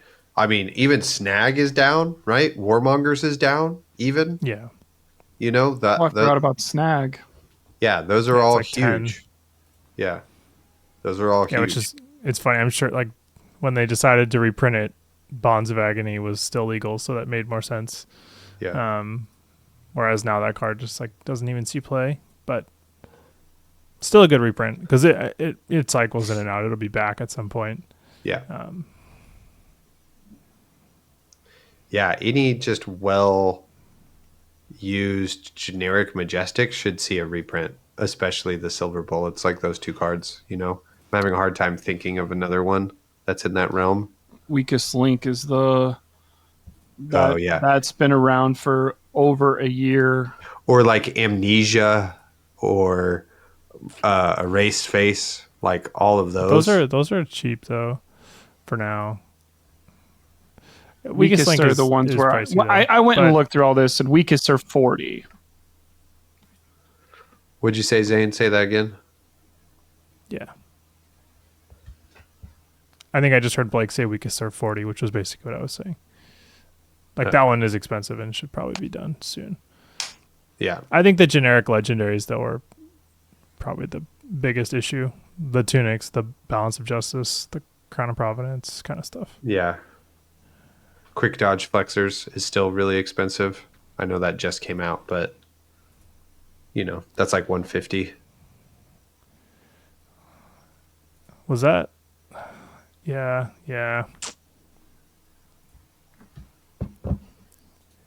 And then the other thing we have is who did a whole bunch of damage at the first round of ProQuest. And it seems like it's the main four. It's the main four and then everybody else. Our main four in order, I believe, was Gravy, Syndra, Verdance, and then Florian. So are you an Earth hero? Are you an aggro hero that can run over them? Or are you a Gravy that can outlast them? It's kind of weird to me that there wasn't a big KO breakthrough. It's fair. ProQuests were in order: Gravy, Syndra, Verdance, Florian, Kasai. And Kasai Kasai was a mentioned- big drop off, right? It went from like 11 to like 5. It's like pretty incremental. No, it's 15, 14, 11, 9, 8. Kasai's shit. at 8. Good for her. Yeah. Kasai I haven't heard mentioned- anybody play Kasai near me yet. Of like, I don't know if that's I'm missing the armory where they show up, but our big bad Kasai player near me won the first ProQuest of the season on Gravy, so they won't even get to flesh out their Kasai muscles. I mean, My Blood also, Follows Blade got here today, so I'm ready, Ooh. Blake. there you go. There they are on camera. Game versus Taylor show match right now for another 2 hours of Huntsman versus Kasai. You want a game that goes to time? That's a game that'll go to time. Yeah, it totally will. Yeah, I mean, Verdant's won the Battle Hardened. Verdant's won the Calling. Also, it's just like she's a runaway in points right now of Living Legends. Of like, yes, she had a certain amount, but she won all the big number stuff. She's like at 130 this set. The nearest one is Syndra at like 40 something. Yeah, I mean, those are clearly the three best decks: Gravy, Syndra, Verdance. I think without a doubt, that's our S tier. To Blake's point about KO underperforming, I think what happened was there was a lot of excitement for KO, and then you test it into Syndra and you go, ooh, I think I'd rather be Syndra. That's what I heard from a lot of people. Tell that to Levi, who lost to enemy of the show Evan twice in the PQ Plus on KO, and Levi was on Syndra. Evan built different. Yeah, reviled Evan. What do you guys think about Living Legend? One more time. Like, I'm gonna have an actual question here. Let me just put some. This is what I'm looking at. Maybe if I was better, I would put this up for everybody. I could do that quickly. Just go ahead and accept this button in a second. Oh, yeah, this one. Okay, share. Here we go. Does that pop up if you add my thing down there? I got you. There we go. Okay, so we got some. I need to click back over. That's crazy. Kano's so close. 9-10. Get him out of here. So Kano is at 910. Fi hasn't really gotten any points in 2 years now. Bravo hasn't got any points in 2 years now. Florian is back. He's got a 1 times multiplayer, so probably he'll be around for Worlds, but it'll be at like 950 or something. KO's not going if he didn't get a whole bunch this time around. Prism, how does Prism and KO have the same amount for this stuff is crazy. Katsu's going to take down one every once in a while. What I'm actually caring about is, okay, Syndra got 60. Verdance has 164. It's just stuff like this where you're like, oh, Gravy's the top, but he only has 32. I think what I'm trying to express is the new multipliers happened this summer, and now will be the first time we actually see some, oh crap, this multiplier stuff takes us from, shouldn't Gravy have a crap load to like whenever he's done with at the end of the year, he may not even be at like 400. Gotta win the big events. There's no questions there. And then I saw a meme where it was like, look at all these brand new heroes. KO nothing, Lyeth nothing, Marilyn nothing, Pleiades nothing, Puffin nothing, Tough Nut nothing, Valda nothing. So everything that was printed after Hunted has 0 Living Legend points except for the Big Bad Gravy, who is number 1 in wins for ProQuest. How do you feel about that being true? Go ahead, Zane. It's a bit of a bummer. It's a bit of a failure, I think, on the balance side. I think it's probably a response to Aurora and how fast that all happened. I would rather a hero come out slightly underpowered than slightly overpowered. I know people maybe feel the other way around. But I would have hoped, Marlin would have snuck a few. But I think that the game is just so competitive now that everyone just group thinks into the same decks. Yeah. And I think that's kind of like what Taylor showed was like, look, if you're just stubborn and you play what you want, you're not going to win everything, but like you can have success with a quote unquote bad deck, but people just don't bring them. Like people are just like, oh, least common denominator KO. Sure. Of course I'll bring that. But like, they could have brought something more interesting and had a similar chance to win. I mean, imagine if Taylor has a pocket Arachne and we didn't talk about this shit for 4 hours today. Like you have to have the gumption to be like, I do believe in Marlin, and maybe I'm getting 11th out of 30 people, and it's worth keep trying. Like, I think you've had those stories of I got 10th, 11th, and 12th at ProQuest as Rhinar. And is it worth keep going, or does it it kind of beats you down of like, why aren't you playing a real hero? You're like, okay, well, but I do want to be the first person to, when I do top 8 with something, is it better if you do it with your own hero? It's like, well, the times I have top 8 has been Levia, Aurora, and Dorinthia. And it's like, it doesn't matter if you do it with your favorite hero or not. Like, top 8's cool. Like, why would you do the hardest hero to get there? Like, I'm sure if I went to 8 rounds and played Gravy 85% of his, if I went to a Pro Quest and played 8 times of Gravy 85% of how the deck works, you'll top 8 at least one of those times. And I feel like that's a lot of people's, like, that's their goal and that's what they're going to do. Yeah, so a number of things I wrote down here on all of this, but I'll work my way backwards, I guess, just to respond to that a little bit. Blake, I mean, the easiest way to get better at the game is to play the best deck, period, right? Yeah. And that's just true in all competitive stuff. Is like the easiest way to win a championship is to just have better players, right? Like, if you want your team to be better, have better players, right? So that means both you got to develop your players and just either buy or trade for them. Like, that's the best way. But I think part of it is the culture of our competitive game really only celebrates the people who win. It doesn't, we don't, maybe we look at the top 8. We don't really go past that, right? Like, who was actually 9th? Who's 10th? Who's 11th? What are those decks? What are those accomplishments, right?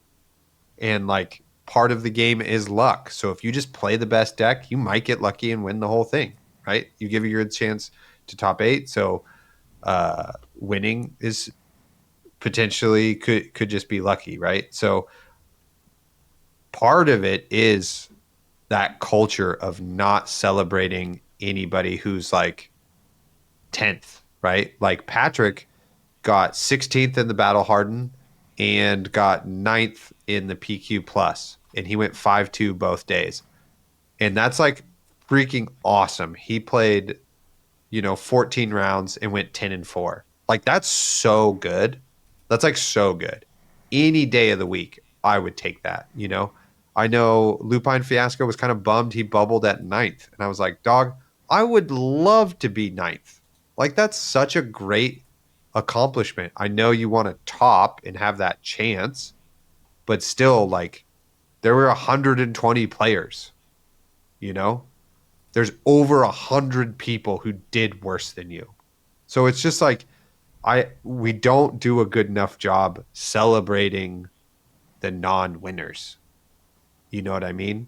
Like, the Battle Hardened, Majin's face is on the BlueSky post when they post about like the deck lists or whatever, like, he won it, etc. No mention of who's in top 8 or anything like that. And then you guys can respond to that bit. Agree, disagree? Am I off the mark here? I mean, I'm extremely biased, but what is cooler, Majin won another tournament or Arachne got second place at a Battle Hardened? And like, I'm not saying how dare they not figure out how to market their game, but it is kind of like, Majin Bey is the guy from the weekly video. Isn't it going to be cool? It's like, well, he's already had cooler wins this year. Like, he doesn't care that he won a Battle Hardened. He already won a national championship. And like, I'm not saying, maybe he could come out and say, I'm prouder of Battle Hardened Sonoma than 16 rounds against the country's best. I'm going to doubt he does that. But like, it's something where all the Arachne heads, all 580 of y'all around the world, maybe were 52. Probably waiting for, is there a deck list? Is there a deck list? and I should probably go edit that video instead of talking about it still. But it is like those people are super excited, and I think I'd be there for an Olympia that did this. I think I'd be there for a Betsy that did this. So I think I'm agreeing with you of like, I mean, somebody was putting Z's like boring in the chat whenever it was like, there's 3 verdants in top 8. And they were like, boring. And you're like, it's not boring. It's like, it's the meta deck. But it's like, it's cooler to have other things make it. And like, we are in a meta where anybody can win based on the meta share wheel. And like, the coolest thing would have been, though, you get 3 better things against Majin Bay and beat him. And then it's Arachne's face in there. And you're like, rah. This went off the rail. This went off the rails, but I'm like, it's interesting that there was no mention of Arachne Huntsman got 2nd place when I think that's so much cooler, but whatever. I think it's weirdly similar to what I was saying about how we as players like only play the best decks. Like they kind of only focus on the final result to winner. I think everybody would be better served if we cared a little bit more about the middle to upper middle, you know, like there's a lot of interesting stuff happening there too. Yeah. Because can you remind me when Tao Tao went back to back and won Battle Hardened and then ProQuest earlier this January, February on Marionette? It was like April. It was right after London. Okay. Did they interview him at all? Write his deck tech? Did LSS go, this is the new crazy deck? Arachne Marionette Dagger focused BS from Tao Tao. I don't know. I was in London. Yeah, but I don't think so. They didn't do that with Majin either. It just was a post set like they did with I'm trying to do the next level of like how could they market their game a little bit of like, yeah. You don't have Arachne Huntsman cards yet, but now they're worth going out and buying because buy a new box of Dynasty and that's your starter because Huntsman's better than ever. There's also like a level of kind of what Zane is talking about is because we celebrate the best meta decks and everybody's playing those it's hot. Like there's not a lot of people deck building stuff. You know what I mean? Like we have a bunch of pro content creators right now who are putting deck lists like really quickly up on their Metafy or Patreon for you to like go and just use, right? Which is super helpful. But it also is like we just don't have a culture of enough people like tuning and being obsessed about non-meta decks. You know what I mean? And that's because it's hard, you know? It's hard to figure out your game plan. It's hard to build, and it's hard to be stubborn enough to like and have the desire to play something off meta and figure out how a different hero can fit in somewhere. You know what I mean? I would even take it one further step than hard and say pointless because you got paid off by Hunter or Hunted. HOH, that D-React is the piece that is missing. And the heroes at the bottom, I don't care how much time you put into Olympia, is the gold things. I don't care how much time you put into Betsy. What's the card that makes Riptide good? But like you've been practicing it, okay. And then there's a card that comes around like that D-React where it's like now Terra Sunder is one like thank God you've been practicing Bravo. Here's Terra Sunder. Thank God you've been practicing this hero. Here's Sonata Arconix or whatever. Like it's time to go, guys. It's pointless until you get one of those. I agree and disagree at the same time.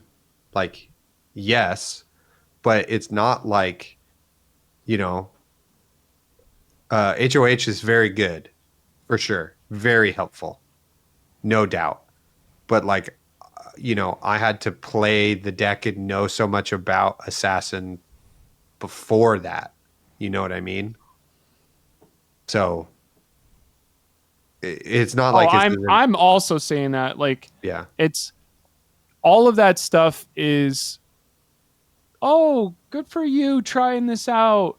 And it's now here's the valve is I expect not Huntsman to win stuff, but I expect Huntsman to be in the conversation now from now on because of this card, Hunted or Hunter. Hunter or Hunted. Like, God, I wish they called it something cooler than I do that. too. Zane, what are your thoughts on the deck building, the middle, the lower, the unrepresented? Yeah, it's tricky. I think I hear what Blake's saying. I hear what you're saying. There's truth to it where like you dedicate yourself to what's called a bad deck, right? And then some of them are going to get support before others, and some are still waiting, right? Like, and it's kind of hard to know who's who. And you may just it may never come, right? And we hope that the Olympia support, the Betsy support, all eventually comes, but you just got to enjoy the deck that you're playing, and if you're not enjoying it, switch. Then switch, yeah. But know that like reps that you put into a bad deck are not always wasted, Like I played Azalea before we got the laces and infectings and codex, and that experience helped once we got them. Like I played Lexi way before Outsiders, and that informed a lot of how PT Baltimore went because I had experience on playing small hands with Lexi in a different way than a lot of people had. Like people were just autopiloting for certain lines, but there's creative stuff you see when you've played the bad version of a hero. I don't know. That's what I would say. I think like I know how to get out of super bad Reiner hands. I get what you're saying.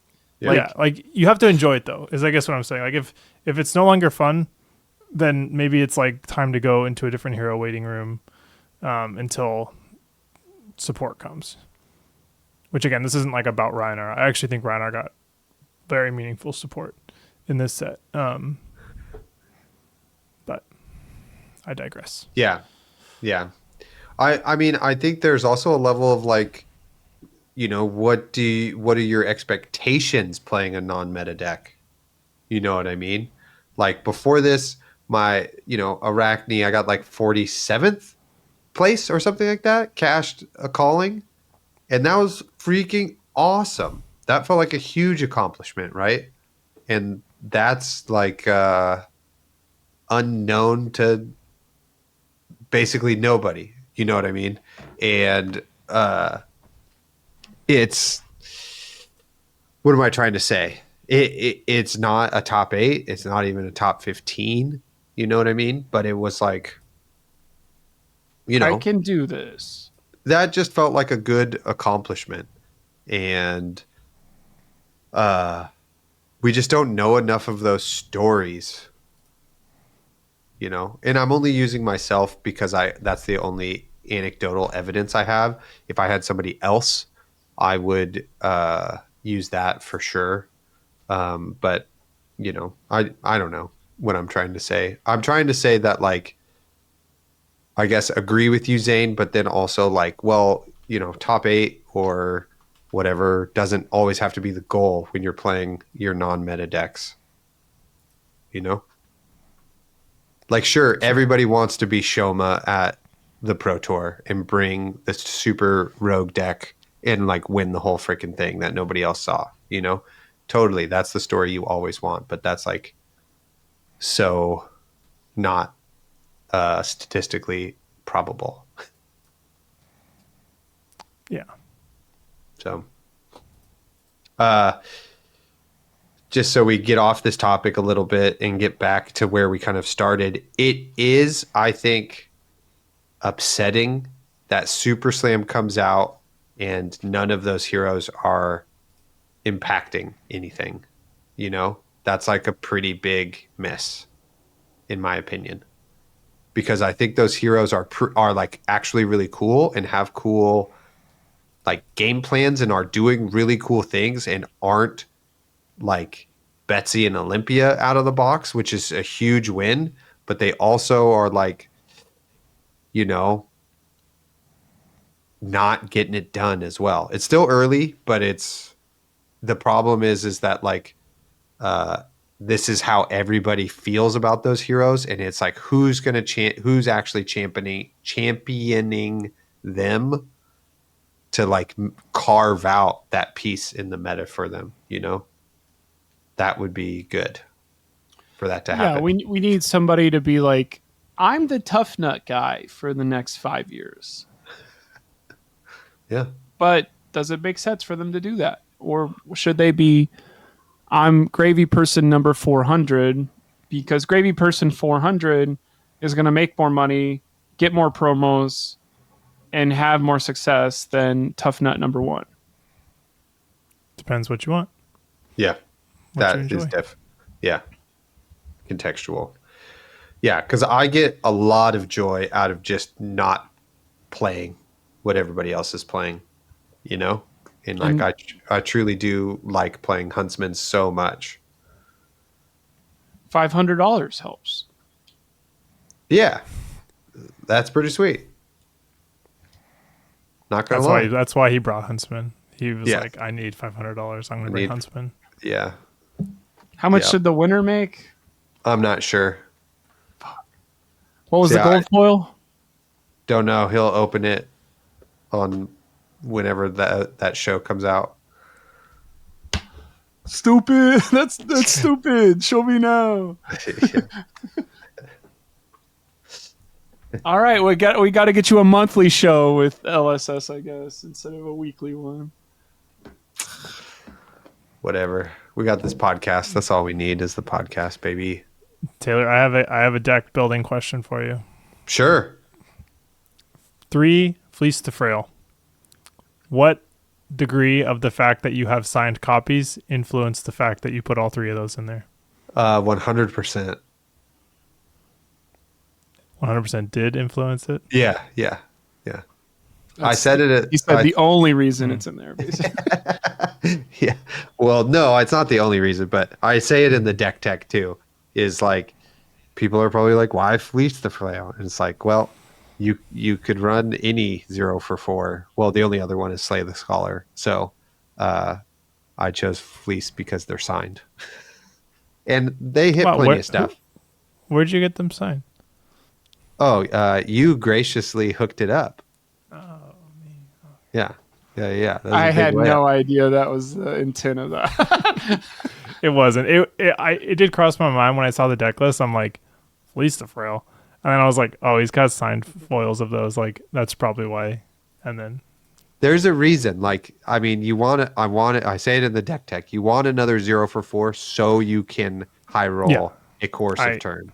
You know? Yeah, I like the 0-for-4 contract. You wish that there was another good one. There isn't. So you run one of the 2 bad ones. Fleece works. Two of the 3 cards, bad ones. Earth cards block for 2. Brute has plenty of cards that have 0 block but have a block value.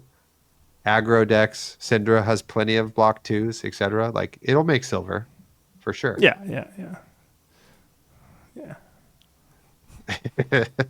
I'm glad we solved the mystery. I'm glad we solved it. But yeah, I chose that over anything else because I got signed copies, baby. Sweet. Yeah, the deck is pretty pimp. That's also a reason to play it. It's so fun. My Corrosives are signed. My Fleeces are signed. My Arachne is signed. You know. I got to get you and Sam Yang in the same room so you get the Regicide signed. That's true. It's a one of, so it'll be easy. Exactly. Yeah, we had an artist at Sonoma Con who did like Millennium Tree and stuff, and I was like, "Oh fuck, I forgot that there's gonna be artists. Did they do any assassin art? Oh, thank God they didn't. Okay, great. They did the Fabled. Yeah, Ataya, The newest one, yeah. the new one. Yeah.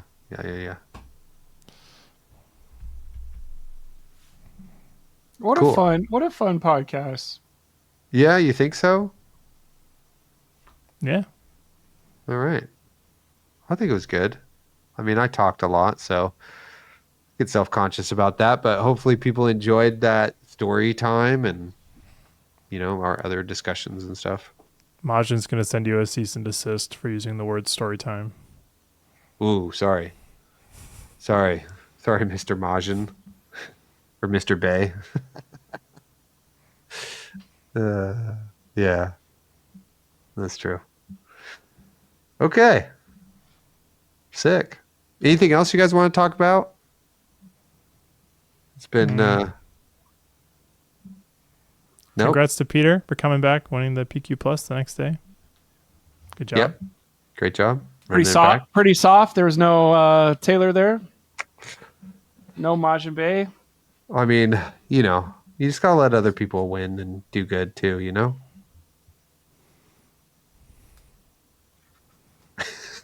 Where are you going to use your PTI at? I don't know. Maybe Japan. Maybe the next European Pro Tour. Definitely not Worlds, I don't think. Just because I'm starting a new job on Thursday. And I don't know how much time I'll have to put effort into that. So, there you go. Tell us about the Huntsman at Worlds? Huntsman at Worlds. Or Huntsman LL? Or Huntsman and LL would be so good. 24 rounds of Arachne Huntsman. Don't change the deck. Just be like, I died on turn 2 to chain. I looked at 2 cards. I put in 8 Seeds of Agony into his stuff, and it really backfired. Yeah. No, so I got a job as a youth intervention specialist through Humboldt Independent Practice Association. So I'm going to work at 2 schools and do kind of a little, like, fill in the gaps of aid they need. So a little counseling, a little social work, etc. So it's kind of a job that does a bunch of different stuff. So I'll work at 2 different schools doing that. Nice. Yeah, I get really good healthcare. Awesome. Yeah, so it should be cool. I have a cool boss. Went to college together, so it should be good. Nice, that's huge. Everything's coming up Taylor. Yeah. Summer of unemployment is over. I need one of those. Yeah. So you just took the LSAT. You're toast, bud. You're too important to not work. I haven't not worked a summer since I was a freshman in high school. That's unfortunately true. Yeah. Yeah. Well, I'm psyched. I'm back on school schedule, which that was my favorite schedule. Done at 3:30. Yeah. It's the best. That's sick. Yeah. Yeah. Are you going to bike to school? They're just a tad too far potentially for a non-e-bike situation, and one of them is like over a pretty exposed bridge over the Humboldt Bay, so it'd be like I would show up so sweaty fighting both the like incline of the bridges, the 2 bridges, and like the wind over the water. So not close enough, but they're like just out of. So maybe I'll get an e-bike and then blast over there, which would be sick. Cool. Yep. So we'll see. But yeah, new job eclipsed by Arachne. Hell yeah. Jobsman.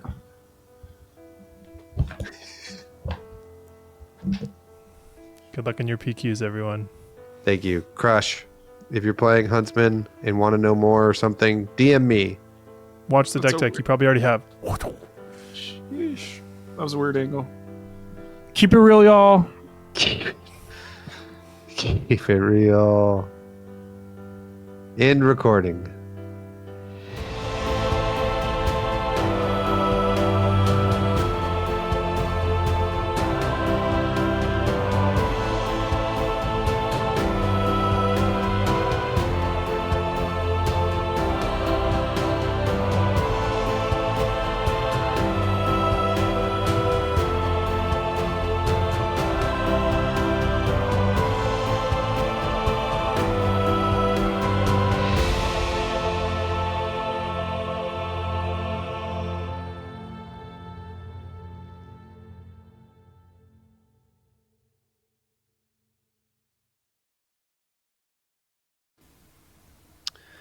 Episode 123. Episode 123.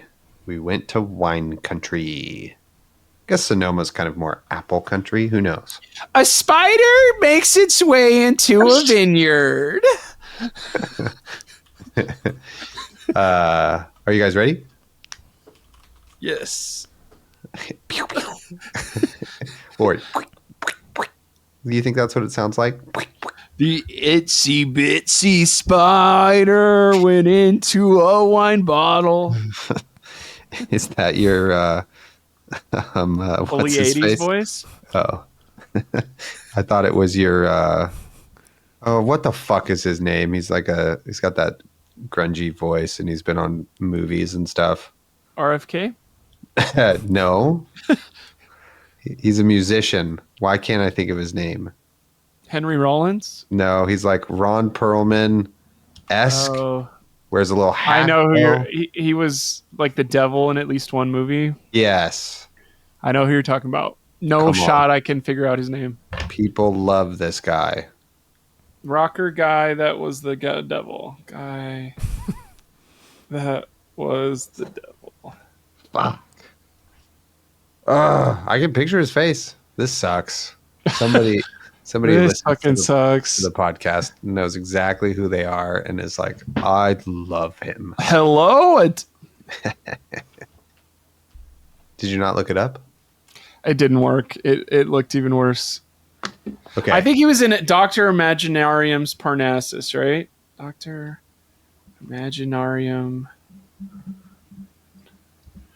The Imaginarium of Dr. Parnassus as the bad guy? But I don't know. Tom Waits. Tom Waits. So fucking he's in- good. He's in I'm so Mystery good Men. sometimes, man. This is my L set right there. I said it's one movie. If I could think for 5 seconds. Jeez.